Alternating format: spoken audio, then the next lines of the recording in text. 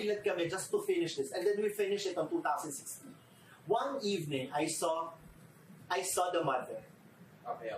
And then I proposed to her. I think she's not serious about it, pero syempre ako nagpa-propose ako eh. So parang I think kita parang seryoso ko na parang hindi po eh kasi baka po kailangan nila ng negosyo, baka po gusto niyo makita. And then she told me na parang okay. And I think that was September. That time, September na yon, tumagal, may lola died. Okay. My lola died and they came to the wake of my lola. And then my dad was alive that time. Pinupose naman ng dad ko.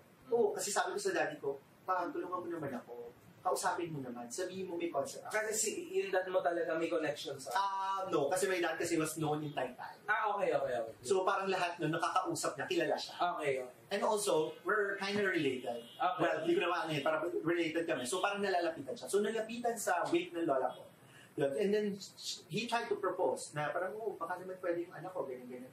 And then another thing, that was January. Pero hindi pa rin siya na-set.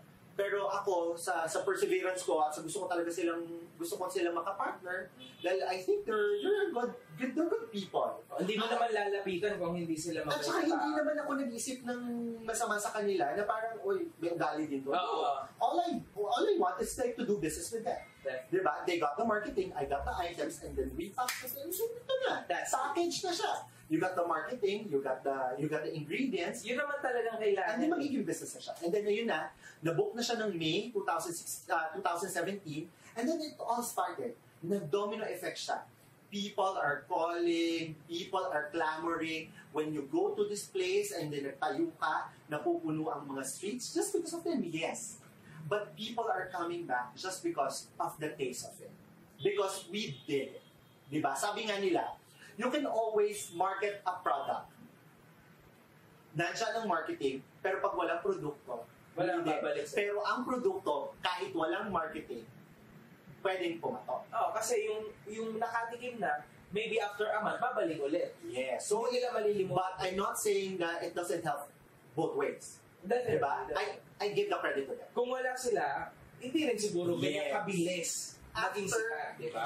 I'm encountering 600 missed calls, 3,000 inquiries, text messages every day because I took care of the franchising. So ako yung nag-entertain, nag-close and everything. So ngayon, nung nangyari yan, come first month, second month, third month, lumalaki talaga. As in, ang demand ng mga tao to give money right away, to shell off their capital para maitayo ang mga negosyo. That's really, one good example is Batangas. They closed 6 branches right away. As in, like, they give money. Straight up. Cash. So, ganun talaga kaganda yung negosyo na kinabukasan, mo-order na kaagad sila ng 100,000. And then, nangyari na, one evening, pinatawag nila ako. Anong taon yan? That's November 2017. Okay. Meron daw meeting. May meeting. Isang stock usually yung ginagawa. Okay. Which, yes, kasi every week naman, umuupo kami sa isang lamesa and then talk about things. Okay. So, nung time na pinatawag nila ako, and then sabi nila sa akin, JR, you got a problem with finances. Finances which is this, that. Actually, hindi ko siya pwedeng isa-isahin kasi tapos na. Pero when people wanted to know, we can talk. I can give, ayoko na i-broadcast. Okay. Kasi parang, for 2 years na ako natawag na magnanakaw. Diba? So, tama na. I mean, yeah, definitely. Tama na. Parang magti 3 years na ngayon na ang tawag sa akin ng mga tao, magnanakaw, manggugoyo, mandarambong, may kinuhang pera, may ginagawang anomalya. So parang actually kasi mapapatunayan mo naman sarili mo kasi lumalabas ka sa iba't ibang interviews. Ngayon, inihaharap mo yung mukha mo. Ibig sabihin, tunay yung... Yes. Tunay yung... Noong time naman na yun, na nag-meeting na kami, and then all was like fixed na parang, JR, this is the problems. Some of it I admit. Some of it, I do have my own excuses and alibis. And hindi naman ako sinabihan na parang, okay, nung time na yun, na-finalize ang meeting, sabi ko na lang, if this file of concerns bothers you, maybe it's time for us to separate this. On the spot. Hindi na ako nag-isip na parang siya, bakit yung iwan sa kanila to? Bakit ko na, nung time na yun, ang unang nag-snap sa akin, gusto ko na umalas. Alis na lang ako. Kasi parang feeling ko wala na silang tiwala sa akin. Eh, hello, 5 kami doon, tapos 3 walang tiwala sa akin. Yung isa hindi ko pa alam kung anong feeling sa akin. they were all, what do you call it, by the words of one person from their end, disgusted about me. Okay. So, anong gustong maramdaman ko? Di syempre, sabi ko, sige, ganito na lang po. Bababa ako bilang president and CEO and also the franchising manager of this company. I'll be a silent partner, but please, let's evaluate the whole company because I wanted to go out. Alam nila yun. So nangyari na nga na may pinirmahan kami total. Oo. May pinirmahan kaming kasunduan na parang gano'n ang gagawin. Bababa ako, evaluate, pinirmahan namin lahat. Okay. Nagulat na lang ako, after ilang weeks, things get, ang dami na, meron sila mga unsolicited text messages sa akin na parang, Things got worse and then and then ang dami ng mga JR, nalaman namin si ganito, nalaman namin si ganyan, nalaman namin si ganito, ang dami. Hindi na tuloy yung i-evaluate ng buong company para ma-share. talagang parang tinatry nila na i-push ka. Parang Palabasin ako. Palabasin ako ng graceful exit na nila talaga. nang walang kahit anong kasunduan. Basta alis na lang ako. Parang wala ka na makukuha. Parang malis tayo. Out ka na, tapos. Parang malis tayo ang nangyari. Nagmalis tayo kami, ako na iba, alis agad ako. With no reason na parang, kailangan kong i-evaluate yung company or kailangan natin gawin to. Walang ganon. Straight away, alis ka na. Yes, parang naiisip namin dito, wala ka na. Kasi sa akin yung mga letters. And then, pinadala nila ako ng mga demand letters about money, about this, about finances. May mga dumagdag pa. Ngayon parang bakit mo ginagawa sa akin ito? I want it out. Pwede bang, parang, it melts me na parang, hindi na lang ako lalaban. Wag na lang. Parang nanihimik na lang ako. Pero all of my... Definitely, 4 versus 1 or 3 versus 1. Yes. So parang ako, sabi ko naman nanihimik na lang ako. And then suddenly, may pumasok na biglang kaso. April 2018. Kinasuhan nila ako ng complaint with qualified theft. Nilabasan nila doon. Sinama-sama na nila lahat ng mga sinisend nila sa akin, yung mga naririnig ko from out of the people. Sinampa na nila. So sabi ko, sige, lumaban na lang ako in a way na parang, basahin ko yung totoo. Ito lang ang ginawa ko. Ganyan.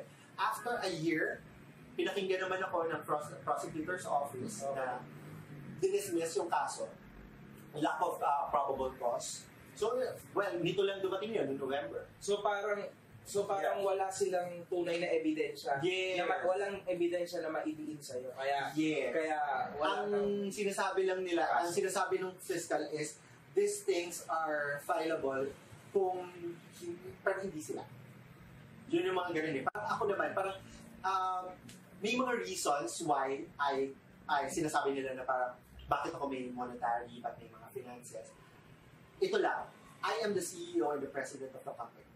I'm the last person to be judged as doing bad or good for the company. Definitely.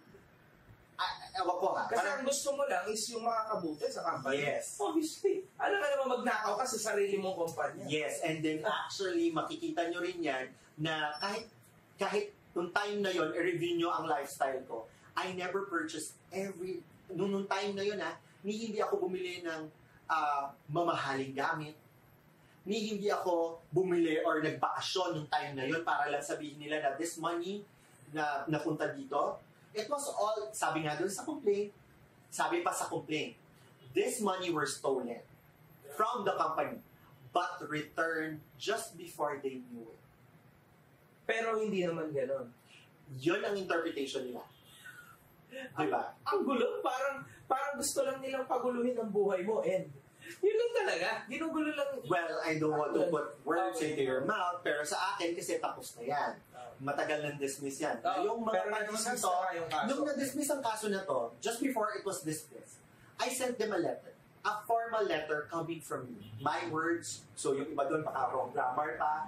Kasi it was coming from the heart. It was coming from me wanted this motibo na gusto ko na pong matahimik, gusto ko na po na ito na lang ang mangyari. So, nilagay ko dun sa lahat ng letter ko. That was parang inano na lang ng isang abogado. Pina-check ko lang kasi baka kasi meron akong ma-touch na hindi maganda. Tama. So, sabi ko naman, nung nakalagay doon is, this is happening for the past 2 years na wala ako. Pwede bang umalis na lang ako? Maybe you can buy me out. Or if you're not interested, can I sell it outside? hindi sila nag-reply. After 15 days, kasi binigyan ko sila ng 15 days to take care of it. Kasama pa yung, mas mahaba pa yun kasi may mga kasamang holiday yung time na yun. So siguro parang umabot ng mga 18 days to 20 days para sila makapag-reply. So after 2 days, after mag-lapse yung 15 days na yun, I wrote them a letter again. So maybe hindi nyo gustong bilhin, siguro pwede ko na ibenta. Pwede ba ako makahingi ng stock certificate ko? And then sabi nila, meron ka pang hindi nababayaran na capital shares or unpaid subscription. So, yun isa yung nakatouch na deposit slip. So, binayaran ko on the spot. On the spot, binayaran ko. Nung sinabi nila na parang, JR, kasi ganito, meron ka pang hindi nababayaran. Doon sa letter. Parang nag-reply yung attorney nila. So, maybe you can finish it. And then, sabi nila sa akin, okay, fine. Ano na to? Pwede na to. Yung time na yun na... Silang dalawa ba talaga nakakausap mo? No, actually, the attorney na lang eh. Parang ito, I paid for this one, for the unpaid subscription ng isang kumpanya para maging lihitong kang shareholder. Nabayaran ko na siya. So, pinadala ko sa kanila yung copy. Tapos meron na naman silang pinalabas. Na there are some cash advances amounting to 69,000 pesos, 350.97 centavos na cash advance ko na hindi na liquidate. Which is, ang mga kasama dito is apparently, nung una ko siya nakita 2 years ago, I just had a laugh. Kasi ito yung mga kinash advance ko na alam ko na na-liquidate ko. Kasi ang kultura ni Happy Cup, pag naglabas ka ng 9 a.m. ng check, para may bayaran kang